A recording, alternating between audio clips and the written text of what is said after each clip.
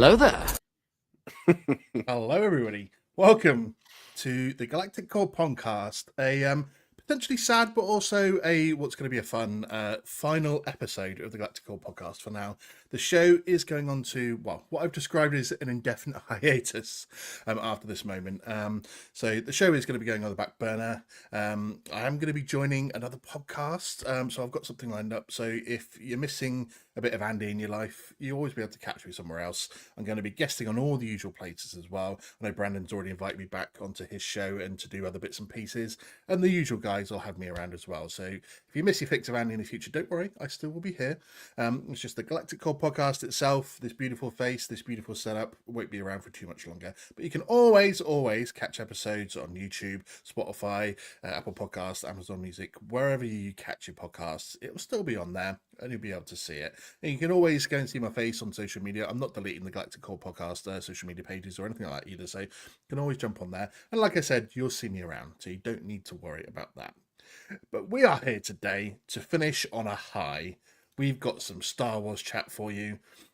We've got lots of comments kicking off already. Commander J, let's go. Already there. What up? Hal Runner Base is in the chat as well. Showing love. As is Skywalking Ryan. Happy Sunday. How's everyone? I think we're all good, to be honest. Man, doing good, man. Excuse me. And Empire Force Bricks is in the chat as well, saying hi, Brando. No love for Andy, but it's all good for Brandon.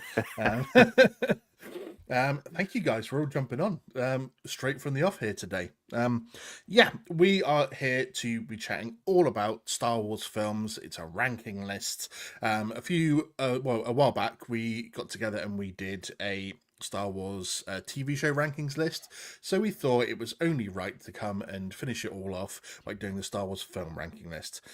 You can obviously see the guy next to me. You know exactly who he is. He's an absolute massive friend of the show. We've become good friends off from off the camera as well. So please welcome to the Galactic Core Podcast, Clan Brandolorian.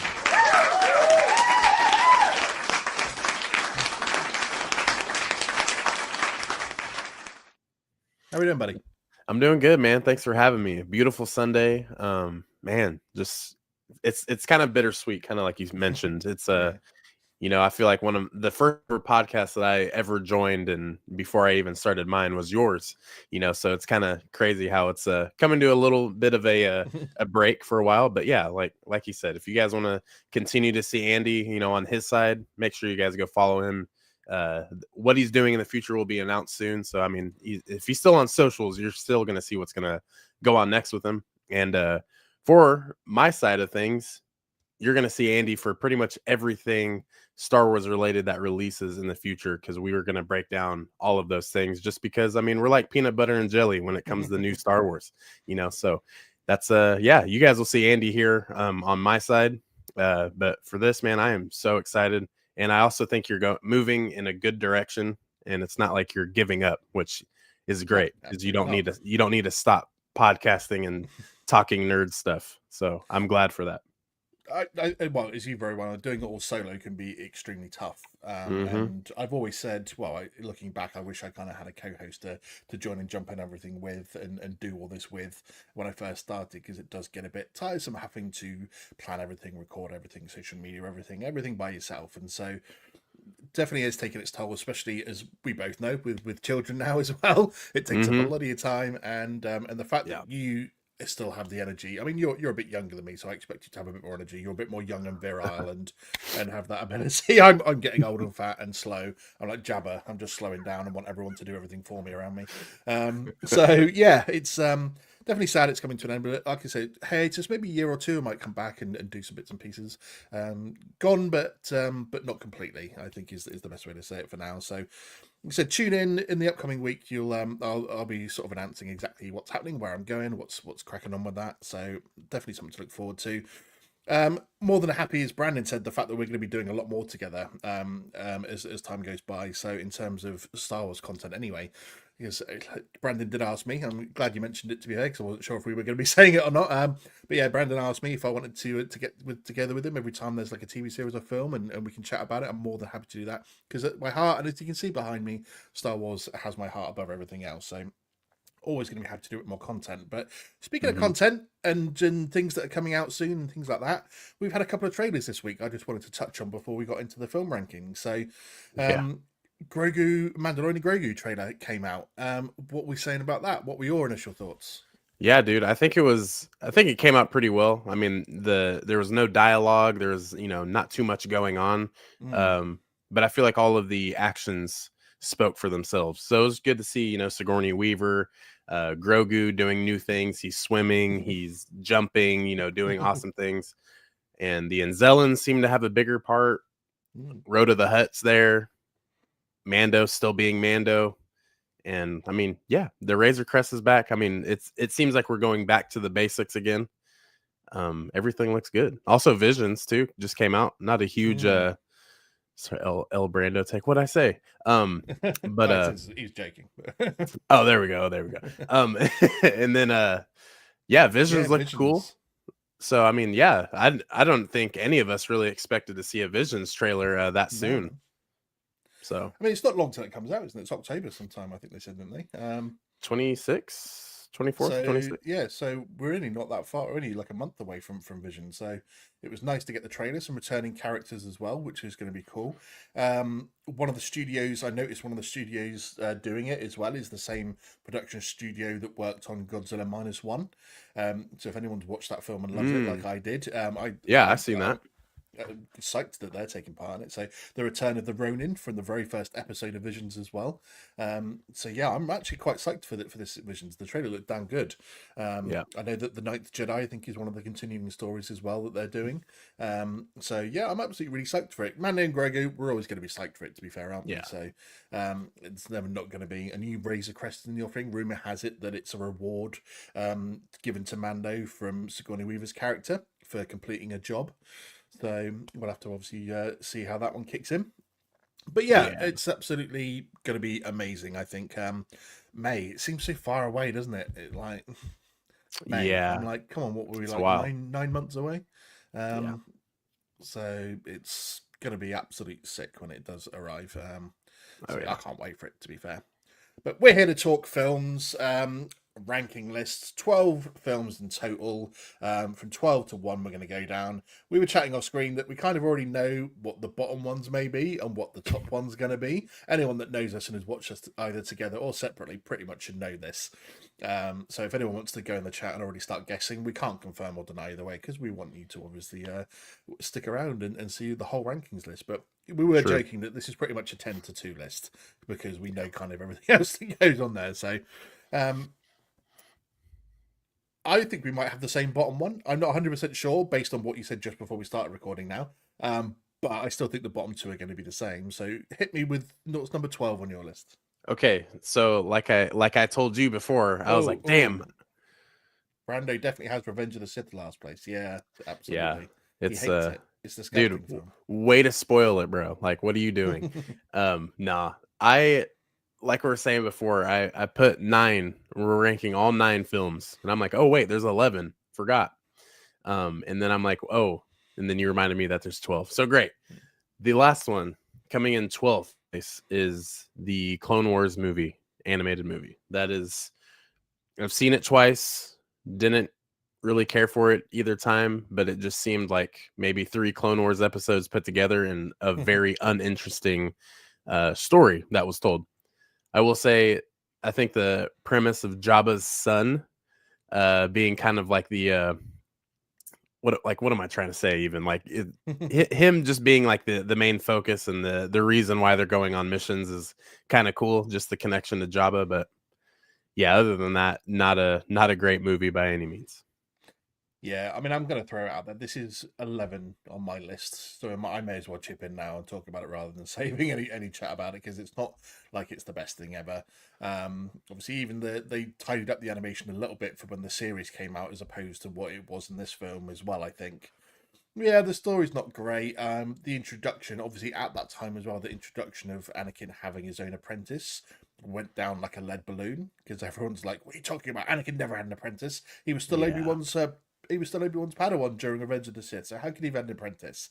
And it's amazing the turnaround that character's had and how beloved she's become by the most of the Star Wars fan base anyway. So yeah, Right. when you look back and go, annoying 13-year-old that shows up, why has Jabba the Hutt got a little son? What's going on here?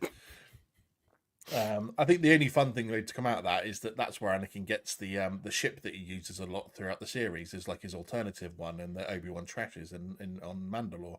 Yep.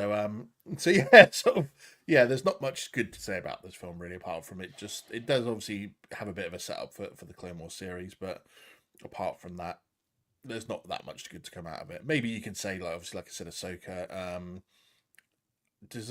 I know that Asajj Ventress was in like the 2002 2D animated Star Wars one, animated Clone Wars, but this is I think her first proper appearance, wasn't it, in this animation? Yes. So Yep. we got those characters out of this technically as well. Two of the most well loved characters I think in Star Wars generally. So I know you're a big Ventress fan. Yes. So at least that's a bonus at least, and I know you're clamoring to see more of her in the Star Wars future alongside your brother. It's you just look. I swear to God, if you put that paint on, you would be the same person. Yeah, man. Hey Disney, if you're listening, if y'all need a live action Quinlan, hit me up. Yeah, that's who you need in there. That's for sure.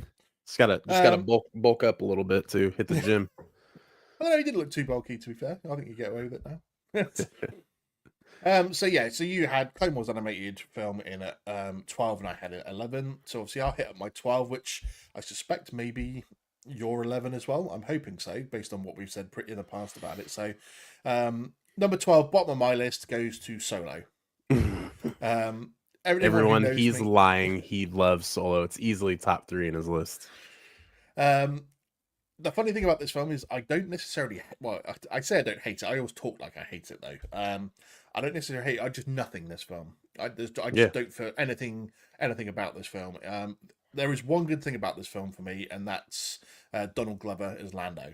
He was the outstanding performance in this film. Killed for it. me. The rest, I say I can't stand it. I do talk like I hate it because I just think this film was trash.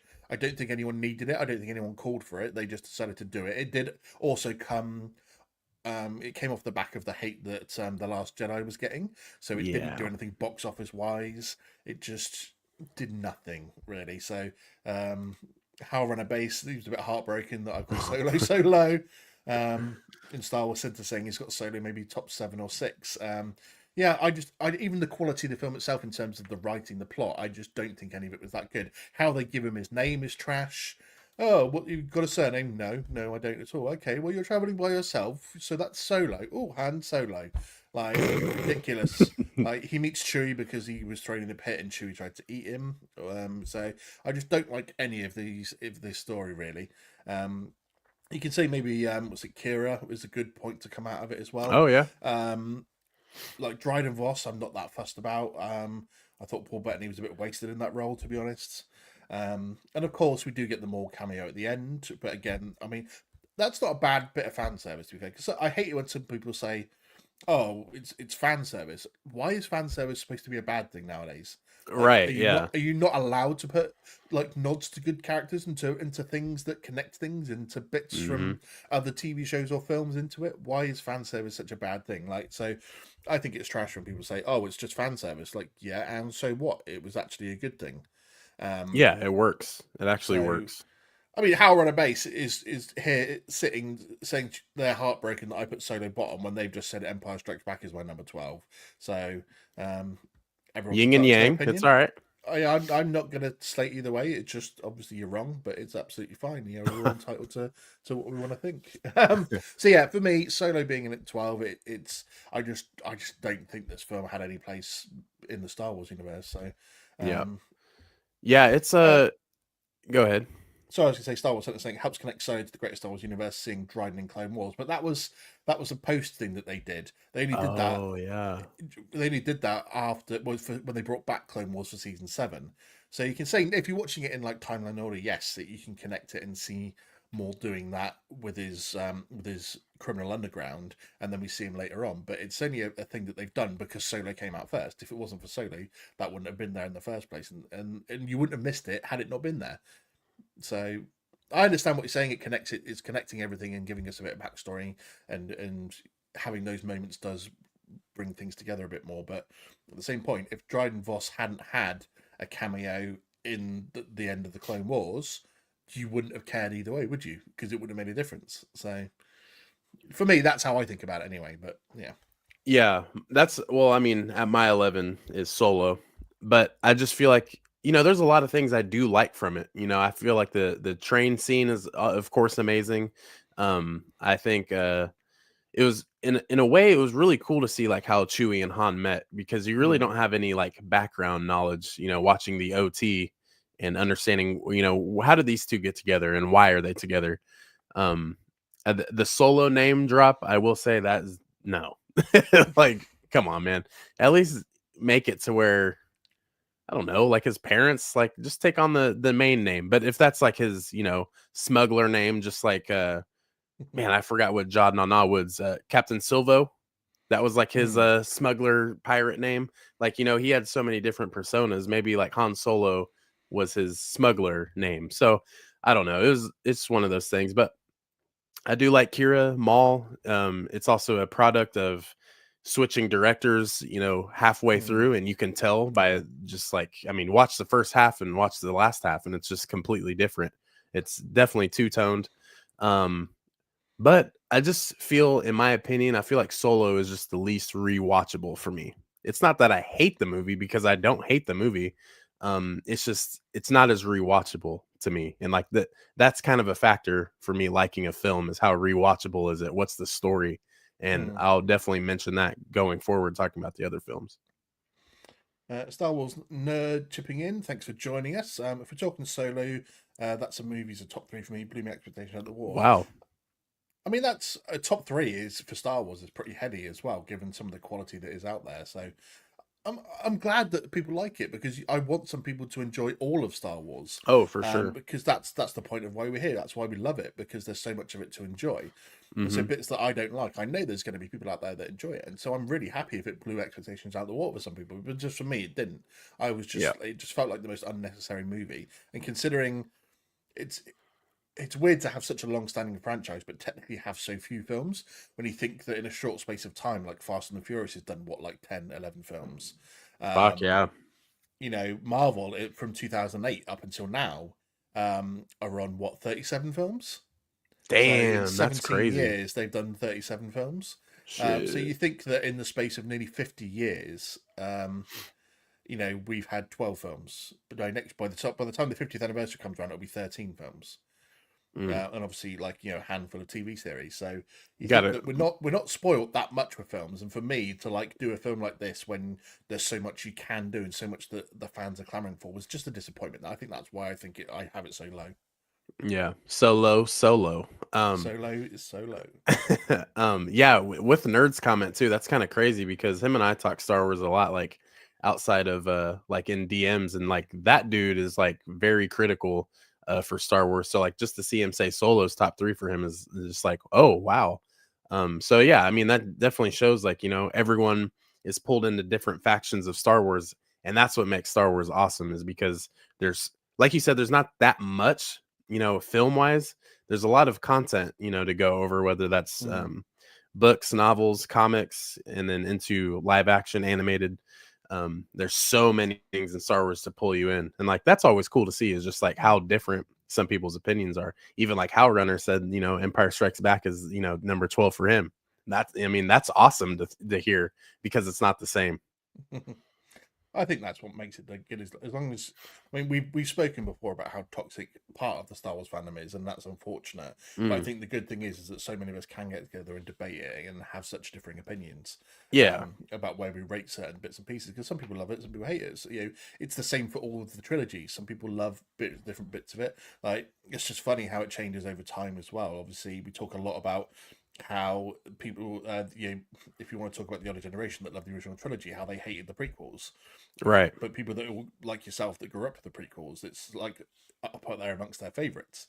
And then there's people that that hate the sequels but love the prequels, and it's just all that sort of thing. So it's always going to be that case, isn't it? There's always going to be differing opinions, but I think that's what I love about the majority of Star Wars, is that we can come together and debate it in a sensible way rather than a toxic way.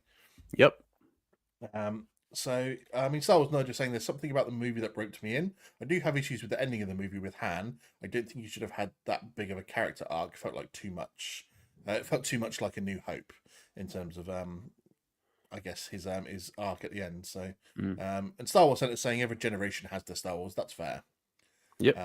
Because we obviously do. So, yeah, that's I mean, just a fact. I always forget how you were what, like 8 or 9 when Phantom Menace came out. Me? Yeah. Nah, I was 2 when Phantom Menace came out. Oh fuck me. Okay. I was born in Younger than I thought. '97. Oh, you bastard. Yeah, I was like 15 when it came out. So yeah. Yeah, okay, fair enough. Yeah, so each generation has its own, which is fair because they've done that. And I think that's also part of the beauty of not being oversaturated with films over the 50 years as well, is that you then treasure the little bit that you have, and each generation gets their trilogy. So, Yes. okay, let's move on then. We've done our 12 and 11. What's number 10 for you? Dude, so it kind of sucks to say, but so it's so this movie that I'm going to say, it's not because I don't like it that it's so low. It's just this low because there's just more movies that are better. You know, that's simply what it is. I love all of Star Wars. I feel like most people know that, but I'm going to go ahead and go with The Rise of Skywalker. Now, in my opinion, outside of Revenge of the Sith and Return of the Jedi, I think The Rise of Skywalker has the best opening sequence in Star Wars. When I was in the movie theater, I was like, holy shit, dude. Is Kylo Ren on Mustafar? And you absolutely see the ash and like the blowover of the planet just evolving. Like, that is insane. Years later, and knowing the connection from Kylo Ren to Vader and, you know, why he's on Mustafar, it all connects everything. And you really feel that essence of Kylo Ren being Darth Vader's grandson. And I think the Sith Wayfinder was really cool how they brought that in. I remember a lot of people saying like, oh my God, those are holocrons. It's like a different holocron. And it's just like, nah, it's just basically like a little map of, you know, places to the unknown. And people say what they want about Palpatine returning. I am forever on the hill saying it makes so much sense why Palpatine would return. If anyone is to do it, it's going to be Palpatine. And I just feel like the way they brought him in, showing the Snoke clones in the tubes, just seeing Exegol is this weird planet, and it just almost doesn't even make sense, like how disturbing it is. And you just really feel that. Everything at the beginning of The Rise of Skywalker is just impeccable in my opinion. It's not better than Revenge of the Sith or Return of the Jedi because those two openings are amazing. But I mean, if we're talking openings, it's up there. But yeah, Rise of Skywalker is going to be down on the list for me. But what about you? What's next for you? So number 10, I have got Attack of the Clones. That's valid. I think because for the most part, it's weird because I think apart from those bottom two, everything from 10 to 1, I enjoy and I love. But obviously, some of these I always generally say sometimes when it gets to like the middle of the pack of any ranking list, a lot of these could change depending on maybe a little bit of a mood change for me, or if how recently I've watched them, and little bits like that. So Attack of the Clones being 10 doesn't necessarily make it like a really bad film for me, but I think there are bits in there that when I look back at and rewatch, I go, yeah, that it comes in lower for those reasons. I think we all talk about the cringiness of Anakin and Padme in this film. I think that does put it, unfortunately, lower than others because of those reasons. And so I think I love that this is the start of the Clone Wars, the introduction of Camino and the clones, obviously the introduction of Dooku from this film as well. I know technically we've got Tales of the Jedi now that kind of obviously changes a bit of his history there and stuff like that. But the introduction to this mystery of where the clones came from, where why were they put into Force and stuff, and what's going on with all that. These are all great points to the film, and obviously the Battle of Geonosis for the most part is really good. I still think the way that Jango Fett is killed off is slightly ridiculous for someone that was supposed to be and is acknowledged throughout various points of Star Wars at that point in time in the Star Wars universe of being the best bounty hunter in the galaxy. I think he's kind of taken out a bit too easily, or a bit, just setting the big I can't remember his name, but like the big rhino type monster on him, and that crushes his jetpack, Oh, meaning he yeah. can't fly away from Windu when Windu comes at him. Kind of Yeah. just felt a bit too. I do love the edit of when it shows at the end of the battle when Boba Fett goes and picks up his helmet. There's like a mod edit where then like Django's head falls out of the helmet. And I kind of wish that had been in the film, to be honest. But yeah, I think for me, there's the whole. I mean, bless Hayden Christensen. At this age, he was maybe a bit more wooden as an actor. I think he relaxed a bit more by the time he Yeah. ran to Revenge of the Sith. But yeah, his first sort of big role. I mean, we forget Natalie Portman was still young as well. She'd only done a couple of films before that, like Mars Attacks and something else. Yeah. So for me, the acting wasn't quite on point during this film, and it did feel a bit wooden, and it did feel a bit just no chemistry, so to speak. And we Yeah. reviewed this film before together anyway, so I just think for me, there's enough there that puts it below the others because it's not quite a polished film. I mean, people talk about now how the CGI doesn't stand up. And I think that's harsh in itself because people can turn and go, "Oh, the CGI looks awful. It's so overly done and it's so glossy." But you think that at that time that they had to invent new things in order for the CGI to work properly in this film, and new programs and new coding. And so they invented new things that are still used today in CGI stuff for this film. And so for that they were groundbreaking. And I don't really complain at the CGI in this film. So we got to see Yoda on screen fighting for the first time. So there are definitely good points in this film, but I think a lot of the woodness of acting, some of the cringiness.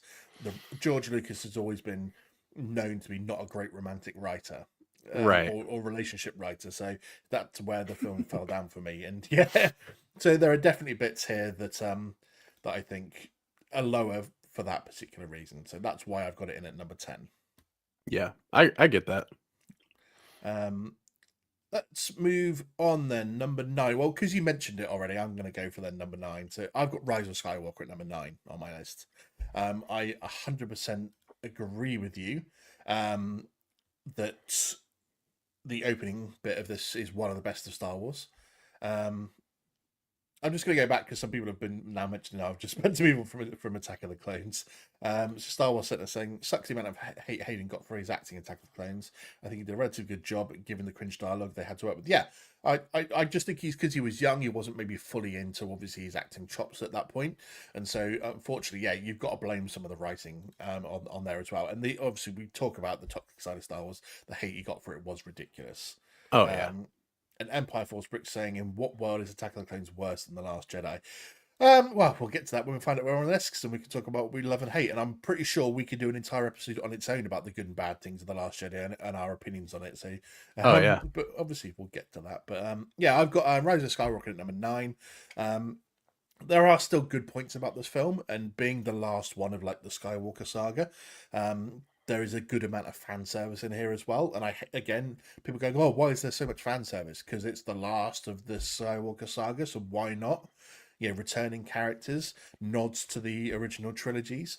Luke finally getting to raise his X-wing out of the water. Palpatine getting to say, what was it when he meets Kylo at the beginning? The path to the dark side. Was it? I can't remember what the line is on the top of my head, but you know which line I'm saying. Yeah. The path to the dark side is an unnatural. Damn, dude. Is it because I'm on the spot? I don't know it. I know, that's literally why my brain's frozen, man. I can't remember it. The path to the dark side has many abilities that some consider to be unnatural. There we go. That to me, I was like, when I was in the cinema, I heard that, I went, "Fucking yes!" That gives me chills. Dude, yeah, yes. And obviously, some of the hate that it gets with some of the stuff is the pathway to many abilities that some consider. There we go. How Runner, thank you. So there are some obvious things in here that aren't great. I don't agree with all of it. I don't agree that Kylo or Ben should have been the one to die at the end. I don't like the final showdown between Rey and Palpatine, that it was just rebounding his force lightning onto him, and that's what killed him off. I don't like that you don't have Anakin and Kenobi and Qui-Gon all showing up as Force ghosts in the background behind Rey, sort of channeling their Force energy through them to her. All these little bits that would have made the film a lot better. I know people have a lot of hate for the somehow Palpatine return line, and I've always argued the reverse of that to say, well, first of all, how would the Resistance have known how he returned? I mean, it's even mentioned as just a throwaway line. It goes, "Oh, Sith magics and stuff," but it's also explained to us by Palpatine at the start and at the end when Rey and Kylo show up how he did it. So Yeah. I don't get why people had such hate for it, going, "Oh, how did he return?" I'm like, well, he explains it twice, to be fair, during the film. So it's not Right. like we don't know. Plus, you add it on to it the fact that in Legends, well before these films came into being, that he saves himself the same way. That he has a clone body that he transfers his consciousness into, and tries to do that several times, including a version of Luke Skywalker. Yeah. So at the end of the day, that's almost true to Legends in a way. So the hate that people had for it was absolutely absurd to me, Yeah. for that throwaway line. Again, yeah, there are things that aren't great about this film, but there are some things to really love about it as well. The reappearance of Han is like Kylo having a bit of a breakdown and just repeating his line from the moment that he killed him as well. I know what I need to do, but I don't have the strength to do it, and turning around and tossing his lightsaber away and stuff like that. There are some really good moments in this film to love. Unfortunately, there are bits where it does fall down, and again, the writing needed to be better, and the incoherent continuation of the story throughout this trilogy, unfortunately, ends up with the Rise of Skywalker. And I've got to say, for all that I've read about, when was Trevor, I can't remember his name, Trevor Tomorrow or something, that was originally writing the script for this film, that then left to go and do Jurassic World Evolution. Jurassic Okay. World, sorry. The original script where they were going to be fighting on Coruscant and all these bits and pieces and other things were going on, and it sounded a lot better there. But unfortunately, we didn't get that film. It's the film we got from J.J. Abrams, and him and his sort of pissing contest with Rian Johnson as to who can throw away the script the most and do their own version was, unfortunately, we lost out a little bit there. So but Poptography's popping by as well. Hi there, fellas. Nice What's to up, man? join us. Appreciate it. Good to see you, bro. So yeah, number 9 for me, Rise of Skywalker. Yeah. What have you got in at number 9? Okay, so we're going a different route, and we're going Force Awakens. Now, this is kind of the one that brought me back into the theaters, of course, for all of us, I shall say. Getting back into the theater after 10 years, seeing this was different. Just hearing the uproar in the theater of, because I'm in America, we scream in theaters. I don't, but people do. And when we saw the Millennium Falcon for the first time again, that was just, it was beautiful. Man, yeah, the Force Awakens, it was just kind of like a soft opening. As an entire film, you got to see the new characters, the new protagonist, the new antagonist, kind of going along. Feels like A New Hope rebooted. I mean, it's a good movie. I feel like the graphics are amazing. The way it's shot is really good, and of course, with the new era of filmmaking and CGI and all the choreography is really great. There's really, in my opinion, there's really not too much to say about this film. I feel like the most common opinion is that this is the best of the sequels. I don't agree with that. I don't think it is the best. I feel like it's the more well-grounded movie. It doesn't take a lot of risks. It's very, straightforward to the point. But yeah, in my opinion, there's really not too much to say about the Force Awakens. It's just a New Hope 2.0, in my opinion. I'll jump in here because number 8, I have the Force Awakens. So we may as well combine them here. Yeah, I kind of have the same thing of you. You come out of it, and it took me actually like a couple of days to click that it was A New Hope 2.0 when you sit there and think about it and goes, actually, this was very much a rip-off of the first one. So yeah, I think there are some good moments in it. I don't know why I always love the line where Kylo Ren just shouts at Finn when he's like, "Traitor!" Traitor! That line. Yeah, so it was, essentially it was just a new hope for the new era. Or the new generation, so to speak. So again, I sometimes wish that some of the stuff they put in, like the novelizations of these films, they put into the original film anyway, because there are moments that would have made it better. So like that moment at the end when Kylo and Rey are fighting and he's got her pushed up against like the crevice, and they're holding lightsaber, and he's like, "You need a teacher. I can show you the ways of the Force." And she's like, "Oh, the Force," and she like closes her eyes, and they keep on battling. Then when obviously she sort of strikes him down, and she's holding the lightsaber over him as if she's going to kill him. In the novelization, Snoke then speaks into her head, saying, "This is what you need to do. You should strike him down and kill him now, and I can take over and train you properly." And basically speaks into her, and that's the moment when she decides that she's not going to go down that route, and that she wants to become a Jedi. And so she then puts her lightsaber down, and obviously doesn't kill him. And the fact that that's missing from the film, I think, would have added extra emotion into there, where she's like thinking about it and going, "Oh, should I do this?" And then she's like, "No, I'm better than that," so to speak. Even though it's always funny that Jedi's are quite happy to kill random people. Or random troopers and stuff like that, but when it comes to like their arch nemesis, they very rarely seem to do it. They always want to give them a chance and stuff. So, right. But yeah, I enjoyed this film. I came out of it like I was quite sad when Han Solo got killed off. Oh, dude! But like the build up to this film was, I think, what made it good, because there was such an epic build up. So we were 10 years. We didn't know we were going to get any more Star Wars films until Disney bought Lucasfilm. Right. And so the fact that this builds up, the only thing that Disney brought up before, since Disney had bought Lucasfilm, that they brought up before this was they started Rebels as the TV series. Mm-hmm. So getting this as the film, the build up to it. When we go like the midnight premiere back in 2015, when we could go to midnight premiere still, and it was absolutely completely every 10 screen cinema where I live was completely booked out, every single one. And just going in there and like doing all presentations before it starts, and everyone's dressed up and stuff. Since COVID, that doesn't really happen anymore. So it was epic and stuff like that. So I take that into account of where it is, but I think obviously the anticipation of getting to see the film was maybe better than the film itself in a way. Right. So number 8 on the list for me, I think it's about where it should be, to be fair. I don't see it getting too much higher, because unfortunately it is just a rehash of a previous film. Even like Han Solo says, like when he's talking about Starkiller Base, and he's like, so it's just bigger. We still do the exact same thing as we do with the others. So yeah, number 8 for me. What have you got your number 8? Yeah, we're going towards Last Jedi. Now, I really think that this is the best overall movie of the sequel trilogy. I think it. So Luke Skywalker, is kind of like the main premise of this film, being the last Jedi. I mean, it's all about Luke, basically. I think the way Luke is in The Last Jedi is what makes the most sense. Now, I know a lot of people don't like this film only because Luke Skywalker was a hermit. So my thing is, if the internet didn't exist and legends didn't exist, what opinion would you have then? Now, I know that can be very, contradicting, talking pretty much any point in Star Wars, but I feel like it just got a lot of hate because everyone was like, wait, Luke Skywalker isn't a hermit. He's not just going to back down.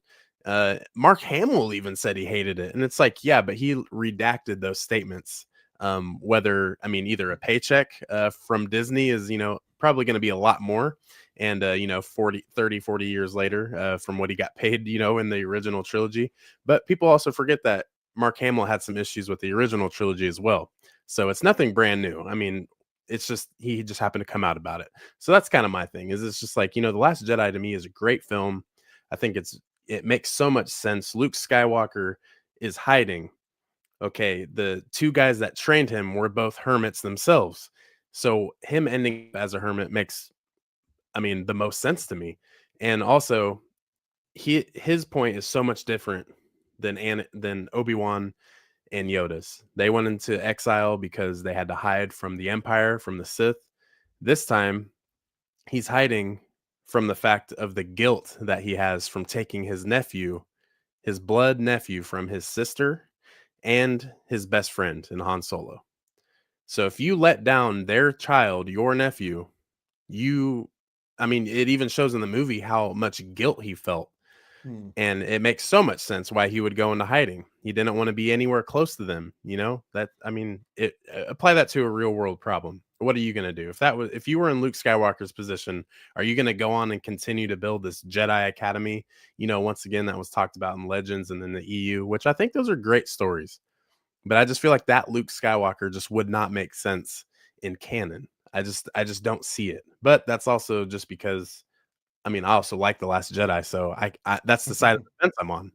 But it's just such a strong opinion that I have for Luke and the way he was in this movie. That's fair. I mean, Hal Renabase has been saying that Last Jedi was his favorite of the sequels, and that he wanted to see more Snoke. I think we all did, to be fair. And that Luke's friends are ghosts, so being a hermit makes sense.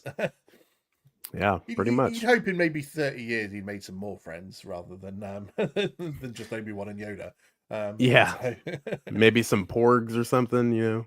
Well, yeah, he thinks on that planet, or the other species that were there that just come and clean his hut for him all the time. So. Yeah, he's living good. Luke is living good. He's living with some guilt, which is not good. But he's got maids. He's got big fish that he can make, and also titty milk from those titty milk from those one beings. So yeah, he's living lavish. Give me some titty milk. It's all...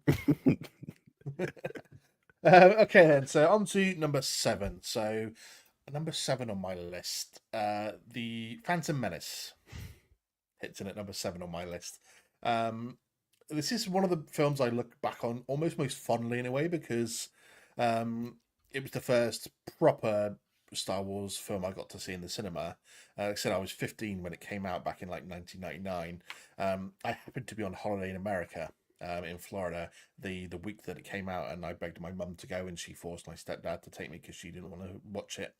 And I remember buying loads of toys and stuff and coming home. And back then, for those that are a bit younger, in the 90s and stuff, when films came out, they used to come out in America first, and then like in the UK and Europe and stuff, we would have to wait 3 to 6 months for it to then be like slowly put out around the world.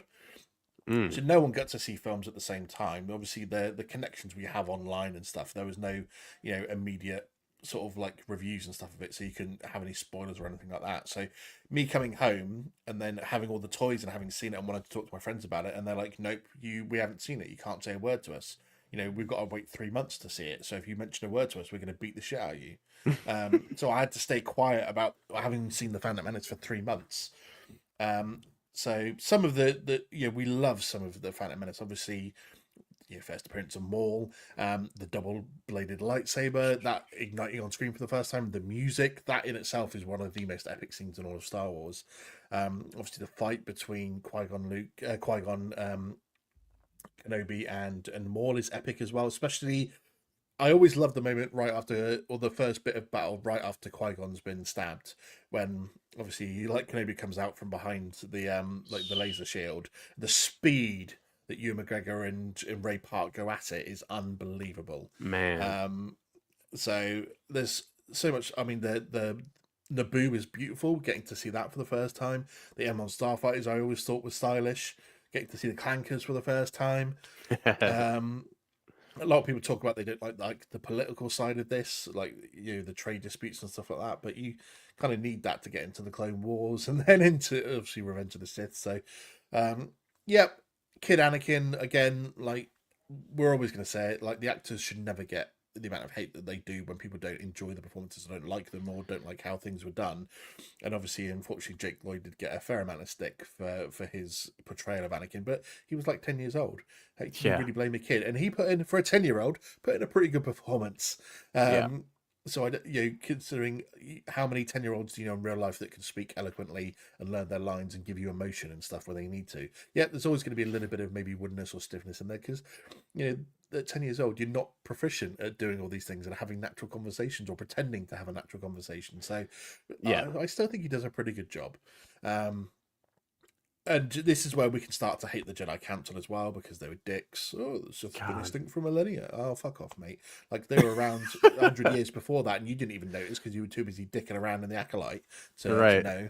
So, yeah, there are things, unfortunately, some of the performances, some of the all-round, again, writing in this film wasn't necessarily great. They spend too much time on bits that they could have spent less time on, I think. Whilst the pod race, I think, is one of the things that I both love and hate at the same time, because you love to see it because it's something a bit different. But at the same time, I think they spent way too much time on that overall arc of landing on Tatooine and getting off Tatooine. So there are certain bits that aren't great. But yeah, I think number 7 is it's pretty much almost middle of the pack there. I think that's a pretty good spot for me for Phantom Menace. Yeah. And what's funny is that's my number 7 is the Phantom Nice. Menace. I think there's really good things in it. I think the political side of it, it makes sense. It sets up the greater story. You get to really understand, Qui-Gon's point of view with the Jedi Council. I mean, he's already painting the picture for what's going to happen to Anakin in the future. I mean, there's so many good things from it overall. It was really fun to rewatch it in theaters, but I mean, pretty much everything that you said, I completely agree with. I think, the Phantom Menace for what it is, really cool. Naboo, Gungan City was awesome to see. Like you think back to 1999 and you see that beautiful underwater city, and it's just like, for the time, if I wasn't 2 years old, I would probably just would have been like, wow, this is amazing, just so some of those little shots, and of course the first double blade lightsaber in live action. I mean, that, I always love that video of Joe Rogan and all the other judges when they kind of like, oh, back up once he, ignites the second blade. I mean, that throws people for a loop the first time you see that. So yeah, I mean, yeah, Phantom Menace is pretty good. I feel like it being, right in the middle of the sandwich to make it makes sense. Fair. Let's move on then. Top 6. Here we go. We're through the first half. Let's get into the second half. So this is where it's interesting in our placements, I think, because number 6, I've got The Last Jedi. As some people have mentioned already in the chat, they don't know how it wouldn't be lower or anything like that. But again, like you, I try and look at the genuine positives in this film. I think the amount of hate for the way they portray Luke Skywalker is blown well out of proportion, simply because people wanted their Legends Luke, your Grandmaster Luke of the Jedi Order, rather than a more realistic version of someone that would break down after losing control of his nephew and having all of his students slaughtered.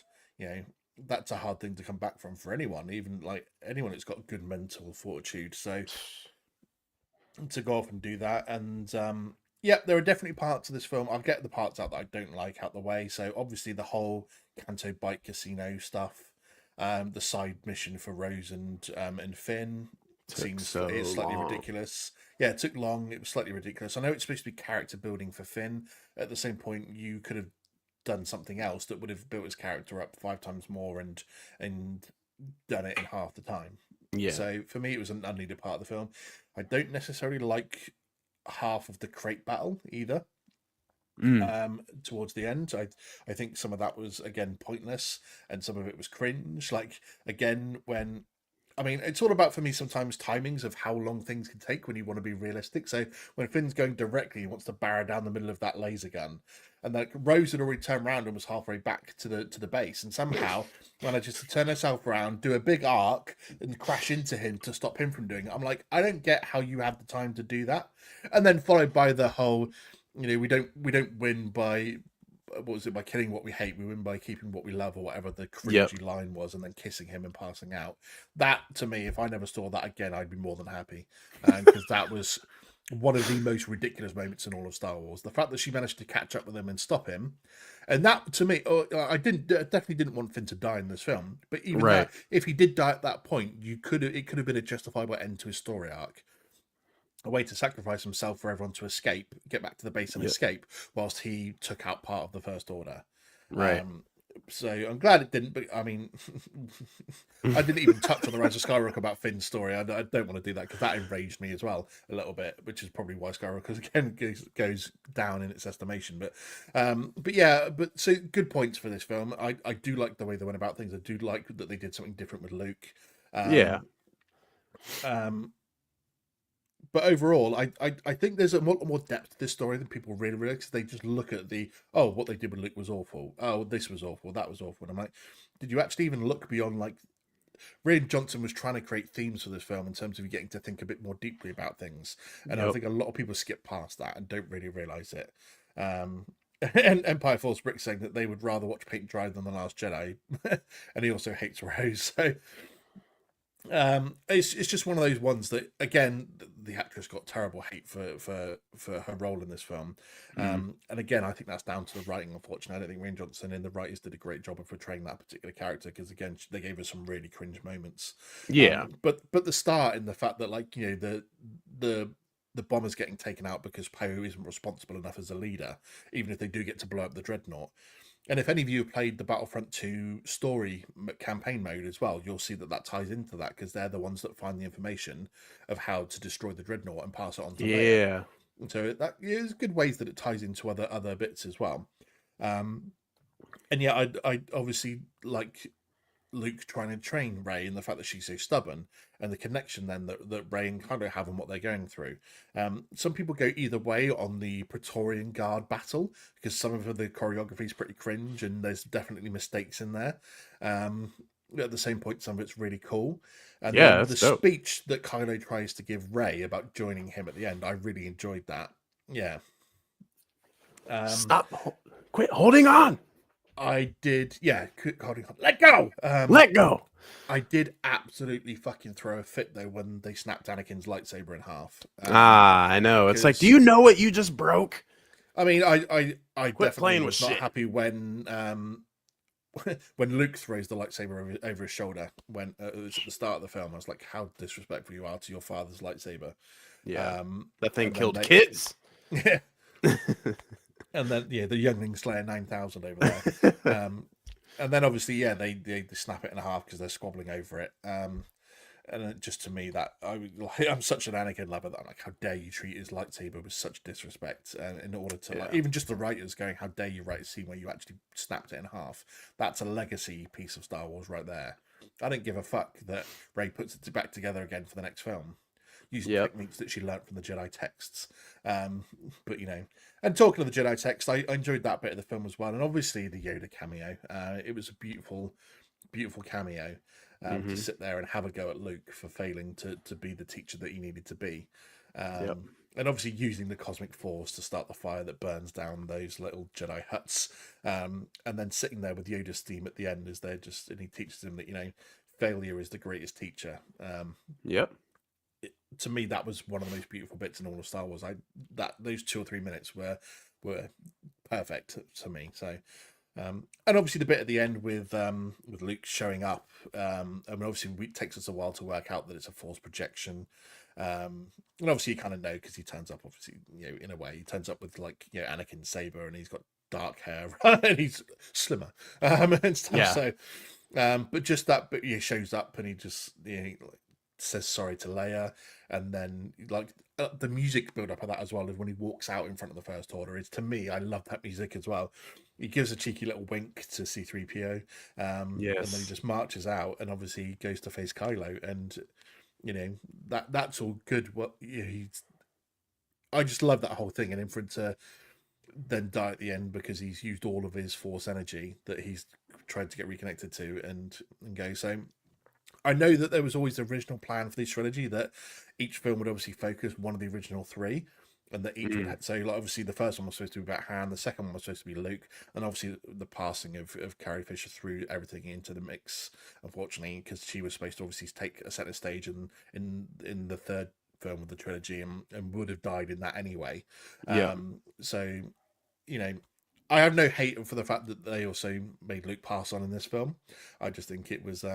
I just think there's a lot more credit to this film than it's given, and hopefully it's one of those ones that over time people will get over the Luke thing and see the themes that were trying to be put in it, and see the good points for it as well. Yeah, and that's the thing, is it's like that Luke also just makes so much sense, because it's just like everything that he's been through, you know, his real parents not being there, him learning that, you know, his father is actually the, you know, one of the most feared men in the entire galaxy, you know, a terrible person, did terrible things. And it's just like, for him to help his father come back to the light side, that's just traumatic in itself. There's so many things that Luke went through. For him to end up that way, it all comes back to family once again. And that's what everyone was to him in the, you know, in the OT, and then leading into the sequels. I mean, he looked at Rey as a, you know, a family member, and it's just, there's just so many cool themes, like you mentioned. And I feel like a lot of people miss out on that. Whether, you know, if you want to sit and watch a movie and be like, oh yeah, the lightsaber fights are awesome, and, you know, the space battles are great, like that's cool.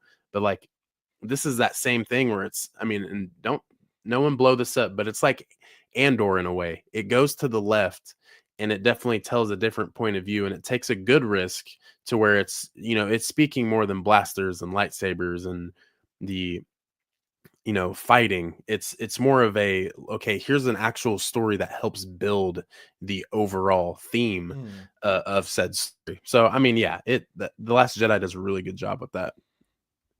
Sweet. What's number 6 on your list? All right, we're dipping into if you don't really see the theme here, guys, it's now we're kind of going into the first 6. And so with that being said, we're going right into A New Hope.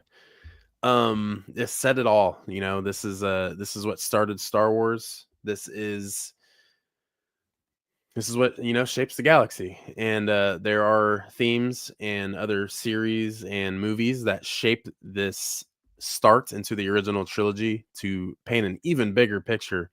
And yeah, New Hope. So at 6, I feel like it's a good spot. Very nostalgic, very old school, very original. I feel like that's really the biggest part of this film. And seeing the Death Star get blown up by a kid who never flown anything outside of the orbit of Tatooine. And yeah, it's cool. It shows how this guy's a Skywalker first and foremost, in Luke Skywalker. Really cool. Love Leia in this, really good. Old Ben Kenobi. The characters in this, I will say, are what holds it up for me. I remember being a kid and like, dude, this movie is awesome, but it's so boring. So boring. But as you get older and watch it, and you watch movies and films for different reasons, and you kind of understand what it is. But yeah, A New Hope at 6 for me is a good spot again. And A New Hope is my number 5. So yeah, I think you're right in the fact that sometimes I can sit there and go, the build up in this film can be boring at times. And there needs to be a bit more excitement going on, but it's the intrigue that keeps it going, especially when you get the start that you do, when Right. the Tantive 4 being taken on, and obviously Vader appearing out of nowhere. I mean, probably the only the biggest scene in Star Wars where stormtroopers hit their marks, because they killed off that Tantive 4 crew like nobody's business. Yeah. And obviously Vader walks in that dramatic music, and the intrigue of what Leia's recording a message with R2 and all that sort of stuff. And then once we get down to Tatooine, it takes a bit of a while to get going, but again, it's just building up. And it's one of those ones that I don't think you get to appreciate it until some of the extra lore's been around a bit longer. So when the other films came out and some of the more of the lore we've got, because otherwise it is just a bit grindy through the sort of maybe the middle part of the film and the canteen, and then meeting Han and Chewie and getting to when they first get to the Death Star, and then obviously getting Leia out and all that sort of stuff, and then the finale, exciting with taking on the Death Star and blowing it up and stuff. So it's the original. It's the thing that kicks all of this off. It's the flambe aunt and uncle, which is obviously what I love is the fact that there's still debate on who did that, because everyone says it wasn't Stormtroopers. Some people think it's Boba Fett. Because there's that moment in The Empire Strikes Back when Vader's got all the bounty hunters and he just looks at Fett and he's like, "No disintegrations. I want them alive." And everyone thinks that was him telling him off for flambeing, technically his family. Yeah. So I like the fact that when there's more lore been built up, that this film becomes a little bit more important. But at the same point, it was the first one to kick it all off. It's not the most exciting out of the original trilogy either. I think we've both got it there, and we've got the others up there yet. So yeah, for me, it's perfect nostalgia for Star Wars. It's what kicks everything off. Right. Like I said, once there's more lore built into it, you can even look at certain things that people criticize about it, and then you can put those into there. So people say, "Oh, why wasn't the battle between Vader and Obi-Wan more physical and more flamboyant and stuff like we've seen them have?" And they've written into the lore now that obviously going into that battle, Vader was very, very defensive and aware of the fact that he'd faced this guy twice before now and lost both times. And so he was a bit more sort of withdrawn in his attack. He was going to be a bit more wary, and so that you don't understand at first. And then you watch things like Revenge of the Sith and go, "Well, they went at it," and it's like, why don't they do that again? And we've seen people do YouTube remakes of that fight that are over the top and all this sort of stuff. And it's just like, well, no, there's reasons for it now, because we can have a go into it, and you get a bit of a better thought about it now. So that's what I love about A New Hope at number 5. So yeah, what have you got in at number 5, bud? Number 5, Attack of the Clones. Now, we've mentioned movies that are better than this film, in my opinion, but it's just this is only heavily injected with nostalgia for me. So growing up, having all my action figures, I had Ayla Secura, Kit Fisto. I remember having a Coleman Trevor, Django. Like I had everything, and I would set them up and kind of just like remake the Geonosis arena. And I loved this is Hayden Christensen's first part in Star Wars, and that's what gravitated me towards him as a character, an Anakin Skywalker. I love Space Jesus, Obi-Wan Kenobi, Obi-Wan being my favorite character. Could be Boba Fett, just depends on the day, but Obi-Wan was great in this. Count Dooku, and just seeing Yoda just simply igniting his lightsaber. I remember being 5 years old and just being like, "Oh my goodness, this is amazing." But yeah, I remember I would always just flip through everything until the lightsabers came out. I wanted to see all the fights, the battles, and it's really good for that factor. And now watching it as I'm older, yeah, the acting can be a kind of off. That's what it gets a lot of its flack from. But at the same time, this Anakin's never talked to women. He's only known one girl, Padme. Is she an angel? I know there's dudes out there in the world who have worse riz than Anakin Skywalker. And I mean, hey, Anakin at the end of the day, you got the biggest baddie in all the galaxy, and ended up having kids with her. So I mean, hey, who won at the end? But I mean, he still lost at the end. But you get what I'm saying. I don't like sand. Yeah, like could you imagine walking up to a woman and being like, "Hi, I don't like sand," and then she's like, "Let's go on a date." Like that's great. That's basically what happened in this movie. But yeah, the Attack of the Clones is up there for me at number 5. And I'm going to mention it. Well, it looks like Empire Force Bricks had the same thing as well. So, like, obviously the scene where Anakin is trying to obviously hit on her and tell her how he feels, and she rejects him. But she's there by the fire. She's wearing that dress, the boobies. So, like, I know we are and it's rightful that you don't necessarily these days. You can't say that what a woman's wearing, is say that she's gagging for it or anything like that. Yeah, no, that sort of absolutely thing. not. But you don't go to dinner with someone and sit by a fireplace wearing that dress to reject them. I'm sorry, you just can't. It's just not going to work like that. You wear your pajamas, you don't have makeup on and have your hair done. No matter how much you're the senator of Naboo. So I'm sorry, but yeah, it's just so off-putting to wear that and then be told no. I'm just like, how does that work? Like, isn't that what you would wear if you really want to hit on someone? So right, that's hilarious. Oh, dear me. Okay. The boobies. Number 4. We're into the top 4. Do you want to hit your number 4, buddy? Yes, I know you won't like this one, but it's The Empire Strikes Back. Okay, Empire Strikes Back. I really enjoy this film. I feel like it's the best overall story of the original trilogy. Although the Hoth sequence, beautiful, seeing a snow planet after watching A New Hope, for the first time. I always like to go back and think of what the viewers back then, how they seen these movies. And yeah, I mean, it's really good. It has that old school feel to it. You really get some of that 80s feeling in The Empire Strikes Back with a lot of the themes. And definitely, I feel like back then, if you see a lot of like 80s movies or anything, you see the Empire Strikes Back poster or the Return of the Jedi. You see a lot of that. So you really get that 80s feeling with the Empire Strikes Back. Luke versus Vader, amazing. Seeing Boba Fett actually have, a bigger role in this movie, even though he's on screen for like 2 total minutes. It's awesome. Lando, awesome character. And another thing, it's just like the original trilogy. I really feel like it holds that the characters to a high standard that I really enjoy for them.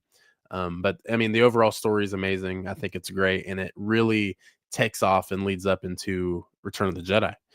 So yeah, Empire Strikes Back definitely gets a lot of love from me. But yes, going top 4, number 4. Nice. Number 4 for me, and I know this one is obviously it hasn't popped up yet on your list, is going to be higher. Return of the Jedi at number 4 for me. Yes. This is a film that I think for a long time I had lower on my list.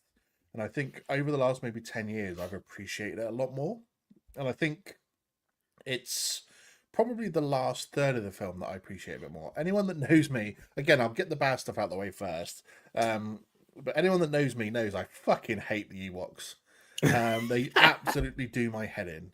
I know that because originally they were supposed to be the Wookiees, and they just found that like the production cost of everything of doing all the Wookiee stuff was too much, so they changed it to the Ewoks. But still, they're annoying. I hate them. I can't stand the Ewoks. They really annoy the shit out of me. Like, they really do bug me. Like, oh, you've got your Home Alone traps and you're taking out fucking walkers and AT-ATs and shit. Oh, fuck off. It just bugs. It really does bug me. I think that's maybe why I used to have it a lot lower down. It was purely based on my hate for the Ewoks. That's crazy.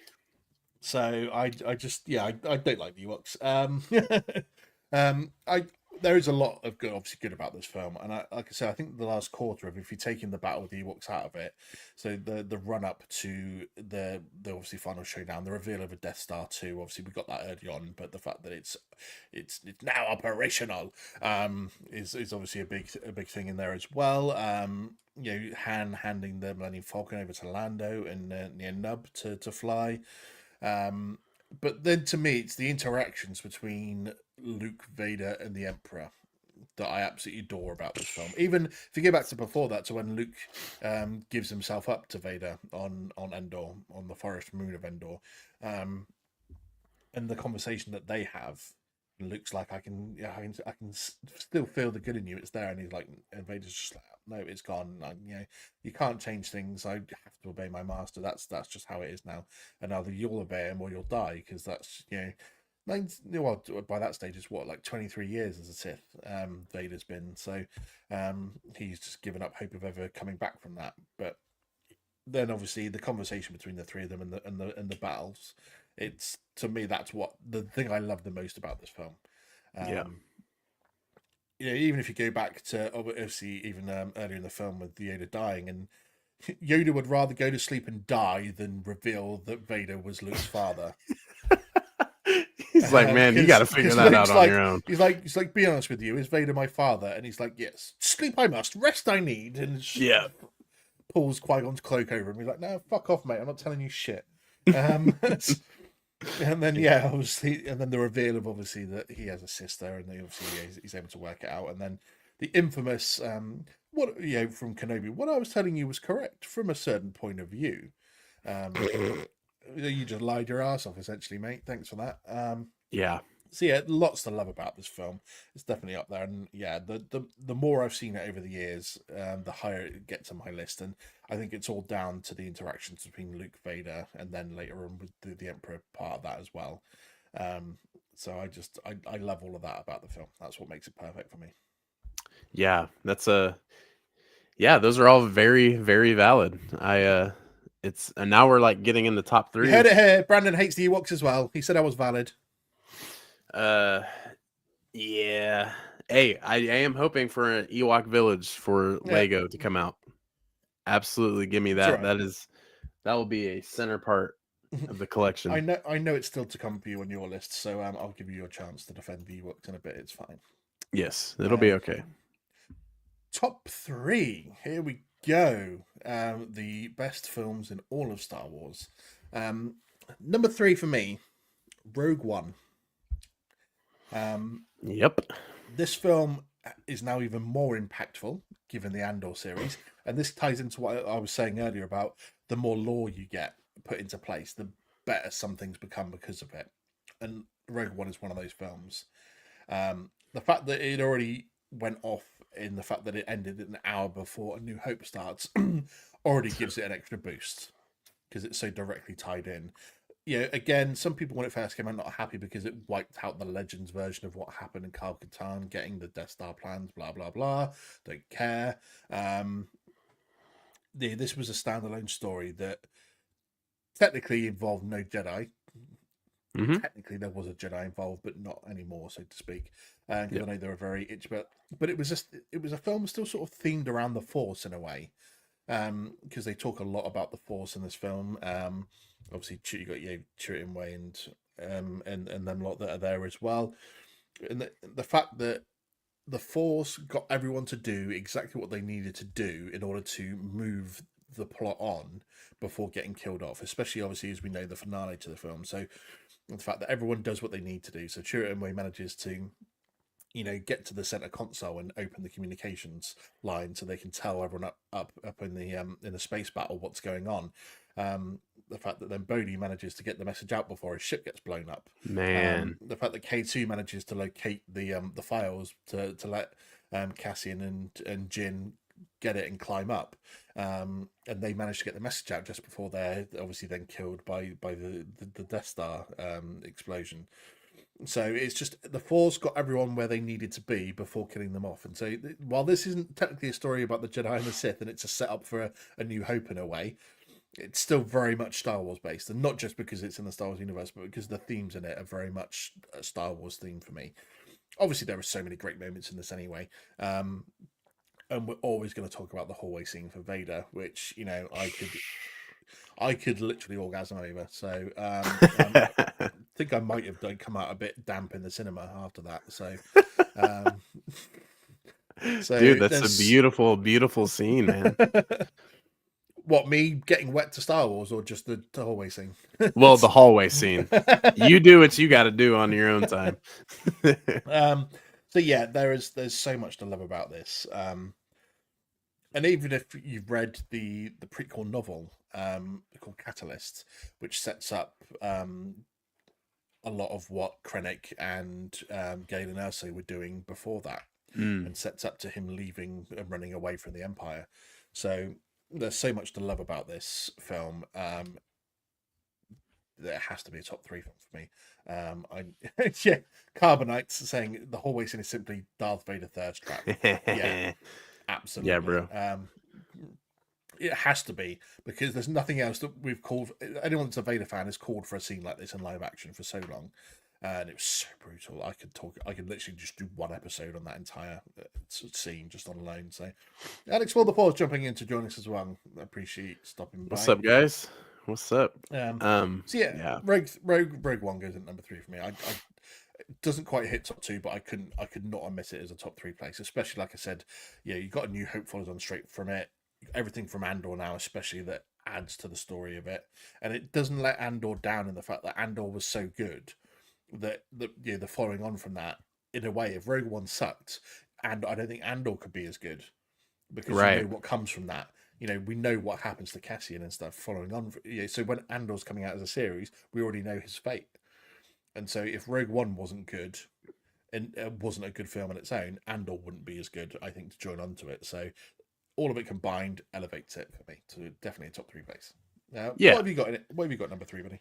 Yeah, Rogue One is number 3. It's God, man. It's all of those points. Those are, I mean, pretty much everything is talked about. I mean, Galen Erso, being the dynamic character that he is, playing almost both sides, is one of the coolest things, and that his daughter is so involved and wants to rebel and help for the greater good is a really cool character dynamic. And even Saw Gerrera, awesome character. Forrest Whitaker is a great actor, and just kind of seeing him in Star Wars is always cool.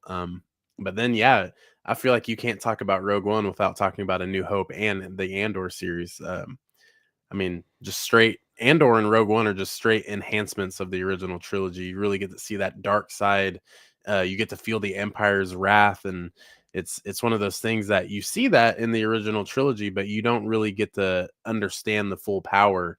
And that's always something that Palpatine says, is just enduring the full power of the dark side. You get to see that here. And it's not just Jedi and Sith. It's a bigger thing. It's, the Empire. It's terrible. It's, obviously by a certain point of view, but it's just it's not a good thing. And you get to see that in Andor. And ultimately, I just think it's a really cool thing getting even though Rogue One isn't just about Cassian Andor had such a big development into the rebellion and what it is, and everything that they risked in Rogue One in Andor just to get a little galactic floppy disk, just to have the open heart of destroying the Death Star. I mean, that is insane.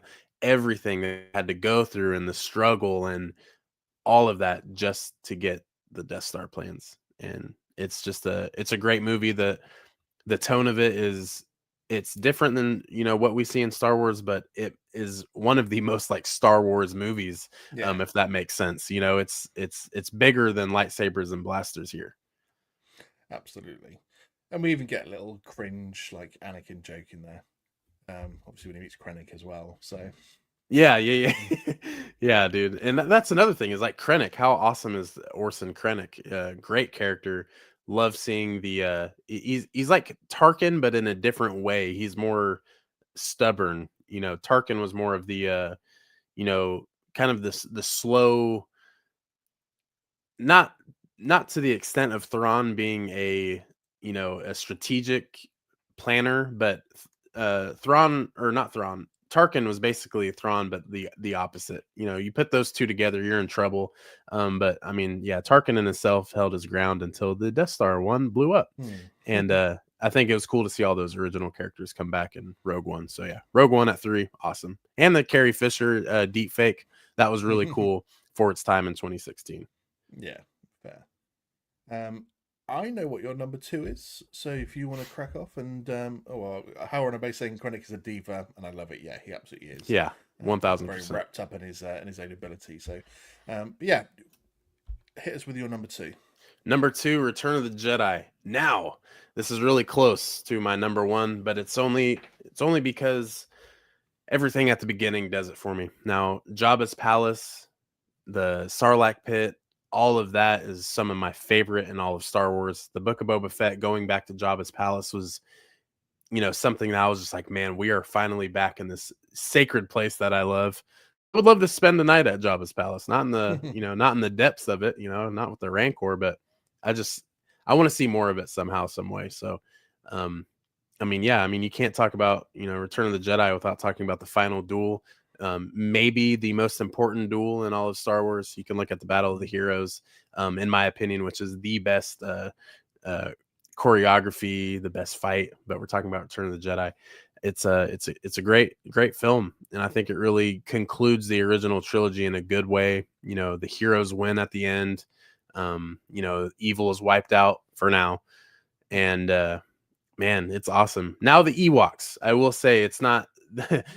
Return of the Jedi isn't the movie it is for me just because of the Ewoks. I mean, they're a good addition, but now if we would have been on Kashyyyk and that the Wookiees would have been the main centerfold and the ones that helped. I mean, good God, could you imagine Wookiees just tearing down a bunch of AT, the ATSTs? Yeah, that would make sense. And throwing scout troopers off trees, that would be awesome. I mean, Chewie did his business on Endor himself. So, I mean, imagine thousands of Chewbacca's. That'd be awesome.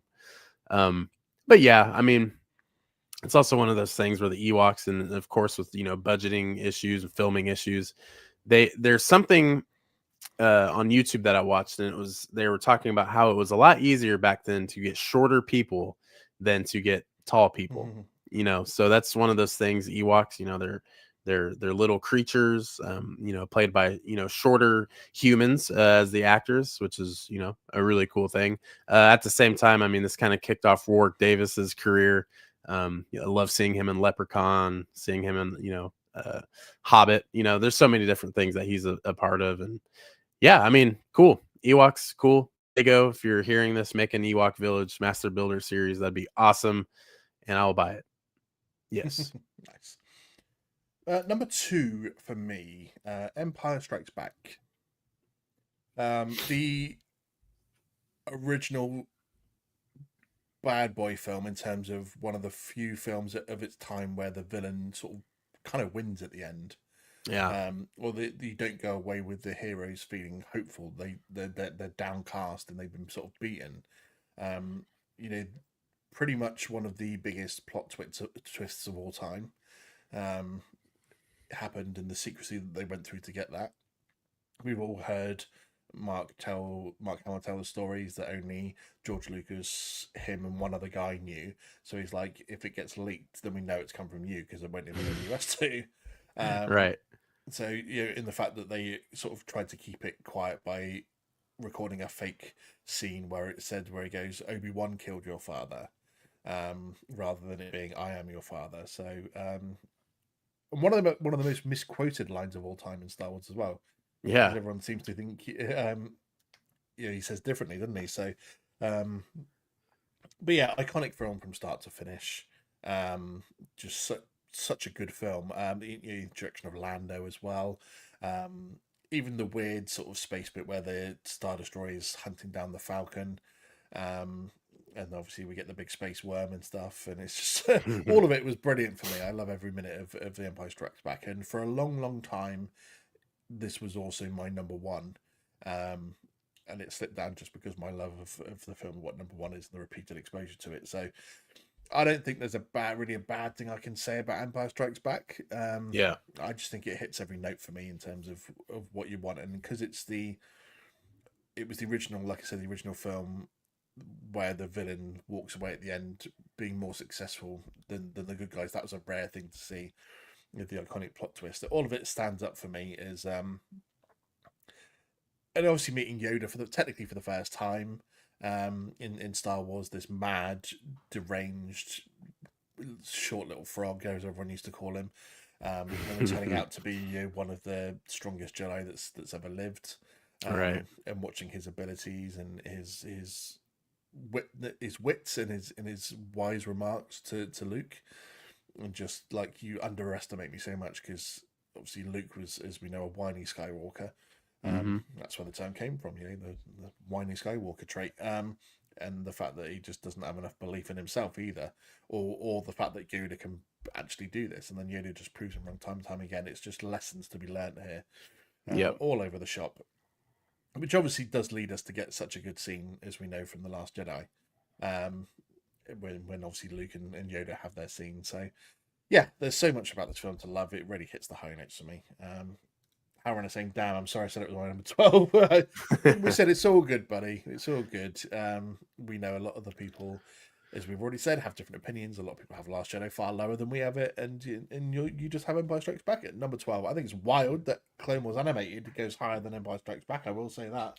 I think that's the wildest take I've actually heard in Star Wars, and I've heard some pretty wild takes. But each, as we said, each story, it's all good. But yeah, Empire Strikes Back hits in at number 2 for me.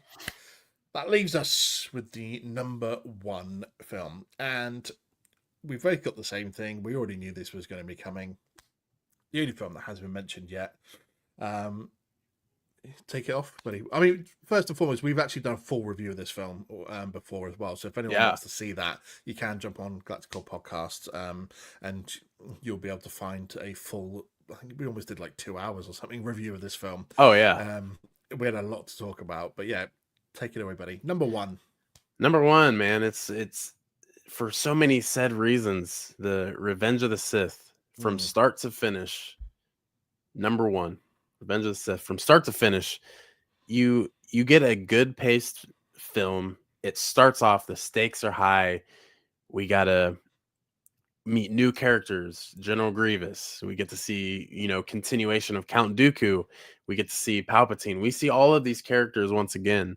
But going forward, even in the slow moments of this film, the emotional intake is through the roof. I mean, when we get the super slow moments, it's Anakin reflecting on choices he's making. We get Padme's point of view, like she's feeling that the Senate is collapsing, and what she's going against is kind of rising, and Anakin is just so easily persuaded to the dark side, and you finally get to see that twist and that fall to why Anakin becomes Darth Vader. And that is that's what Star Wars is about Darth Vader and Anakin Skywalker, and what he was and what he is, and what he stood for. And it's a beautiful story in Anakin Skywalker, and all of that unfolds, and you pretty much throughout this entire movie get to see how the Empire rises to power through everyone's point of view. You see it through Yoda's, you see it through General Grievous's, you see it through Count Dooku's. He knows the next step is about to, unfold higher moments before he is unalived. You see it through Obi-Wan, Yoda, and ultimately you see it through Anakin Skywalker and Padme Amidala, the two points of the movie.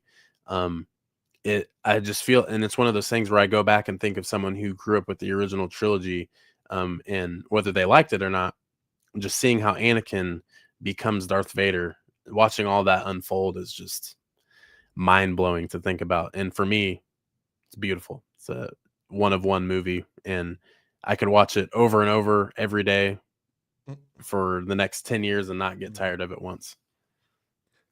Amy on YouTube saying Anakin failed by social services. Pretty much. Yeah. I mean, you said everything about it there. It's a beautiful film from start to finish. I've long always said that the tale, the tragedy of Anakin Skywalker is the best Shakespearean story of all time. And by that, I don't mean that Shakespeare wrote it. For anyone that doesn't understand it, if you want to have a quick Google and just understand what I mean by that, Shakespearean tragedy is the term, that I meant to use. So the tale of Anakin Skywalker is the biggest Shakespearean tragedy of all time. Him from start to finish, and it culminating really in just showing how sad it is in this film that he's constantly being controlled by everyone, and then just wanting to have someone that he could probably love drives him to make the worst decisions. Yeah, it's sad. Yeah, but we've already said this has the greatest opening, I think, of any Star Wars film. That sort of go down into the Battle of Coruscant, and the saving of Palpatine from there. The first time even though we see Sidious technically for a bit of an episode in the Clone Wars, obviously Clone Wars was released post this. Yeah, the first time we technically get to see proper Darth Sidious as well. The only bit of this film I don't like is probably the moment that he does actually commit himself to Sidious. The whole "what have I done?" as he sits on his. It's like what you did. I pledge myself to your teachings, master, and that just felt like a bit emotionless. It wasn't maybe acted out, and written in the best way. I think just that little scene itself, but the rest of it, I absolutely have every reason to hate the Jedi Council even more in this film. Everybody from start to finish fails Anakin, and a lot of people think it's just the fact that the Jedi failed him and Palpatine manipulated him, but to me, the story shows that Padme had just as big a role in his downfall by the way that she didn't take responsibility for a lot of things, the way that she ignored a lot of the things, even when he admits to her that he's feeling lost, he's not the Jedi should be, he wants more power, and she just dismisses it out of hand. And I'm like, you bitch. Like, that could have been a turning moment that you could have really helped him. Yeah. But as we know, the final battle, the Battle of the Heroes, is absolutely immense. I think there's even a great moment as well that I always, I was about to talk about it and it just disappeared out of my head. It's fucking annoying. Oh, that was like the symmetry throughout this film of especially when Padme's dying and Anakin's becoming Vader with the suit, putting on the symmetry there as she fades away, he becomes Vader and she passes at the moment that he is fully encased in the suit. And even though everyone knows I love the Sith way more than I love the Jedi, I would join the Sith 100 times out of 100 over the Jedi. Sith Empire tattooed on my wrist. I've got a Sith tattooed on my stomach, so I'm 100 times out of 100 I would choose it. But I still almost shed a tear every single time Order 66 happens.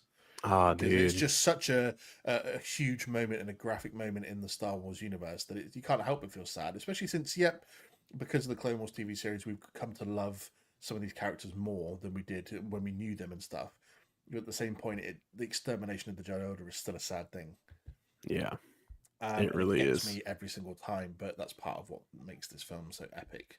And Empire Force Brick saying every time he's seen this 100 times, every time have a little hope to turn to the dark side. And I know what you mean. I'm like, just tell him no this time. Have your family be happy, and enjoy your life. But it's a tragic story. It really is. And it's again one of those films where the bad guys win at the end, big time. Yeah. Probably the biggest victory. I mean, maybe other than, I know you don't watch too much Marvel, but maybe other than Marvel Infinity War, where half the galaxy is extinguished at the end of that film. Yeah. The bad guy definitely wins. This is probably the biggest film I've seen where the bad guys have such a big win at the end of it, and it ends on that note. Yeah. And if you had nothing else in between, if we'd not had any other animated series, any TV series, any other films between this and A New Hope, I think it would almost be more impactful, the ending of this film, because if you just then have like 19 years of nothing but Empire rule, maybe if I could let Andor slip through as like the one TV show to show the start of the rebellion and how the rebellion's built up, and you run that into Rogue One, and then so in Rogue One you start getting the hope back that something can change after all these years of oppression. So that's how impactful this film is for me, that if you wiped out everything in between, it would have such an even bigger effect than it does for the bad guys winning and the rule of the Empire. Oh yeah. That's something you always have to, keep in consideration, because all of these, like everything that basically happens in Revenge of the Sith completely sets up the Empire going forward. And they have a long, long reign. I mean, the Jedi were what they were for, thousands of years. Cool. But almost every Jedi just got wiped out in kind of like the blink of an eye. Like, it's such an overwhelming feeling that you get to see that through Yoda. And I mean, as sad as it is, yeah, in the Revenge of the Sith, everything with Order 66, I actually love that we're getting more flashbacks to it. We could see different POVs, because it was such a big moment for what's going on at that time, and that completely upside down the entire galaxy when those moments of events happen. So it's just, yeah, it's one of those things, man, where it's just like, Anakin, what the hell, dude? What are you doing? Do you not see these red flags that Palpatine has been giving you? Does it all not make sense to you? But I mean, hey, you're young, you're awesome, you're married to a senator on the low, your mom passed away. There's a lot of different things that come into effect, and he did not have the best life. He really did not. No, he was a slave to everyone, essentially, at every point of his life. Yeah, and he could never do anything for himself. And in Ahsoka, I really hope that we get to see, there's rumors that he has a bigger role in season 2, but I think this is the point in time where you can really feel him as a character on his own, as a Force ghost. So maybe we get to see that, and that's really his only time of freedom. So we will see. Absolutely. That pretty much wrecks it up then. All 12 Star Wars films ranked from 12 to run. I think the justice was done with number 1 at the end. Both of us having the same, but we knew that coming in. We talked about this before. Yeah, we knew we both had this film at number 1, so it wasn't going to be a surprise. It was just finding out where else we had everything in between, to be fair.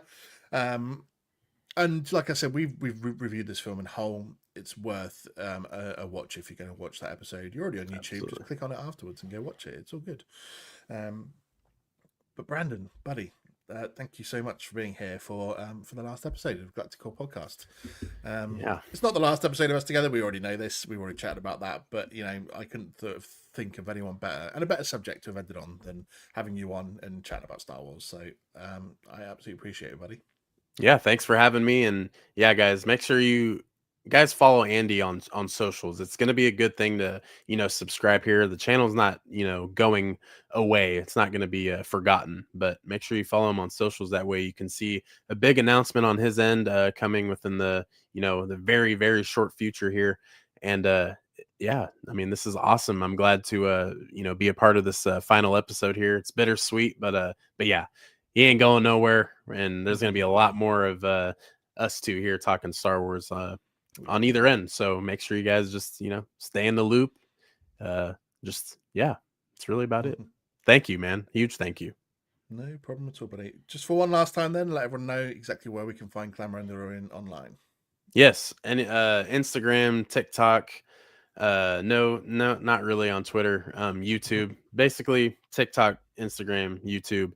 Subscribe, follow, lots of lore theory videos. There's also got Funkos and Lego behind me. Love to talk about those. It's kind of a weird time in collecting right now, but there's a lot of good things as well. So I mean, you get the best of both worlds there. And obviously with the null in the Star Wars universe, there's really nothing new coming out.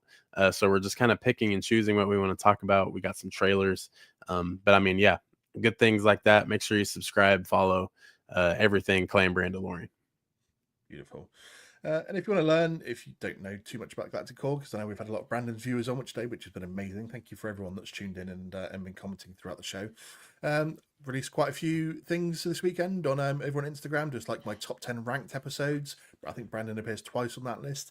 So this is from like Spotify, Apple Podcast, Amazon, everywhere my podcast has been. The top 10 ranked episodes I was given from that.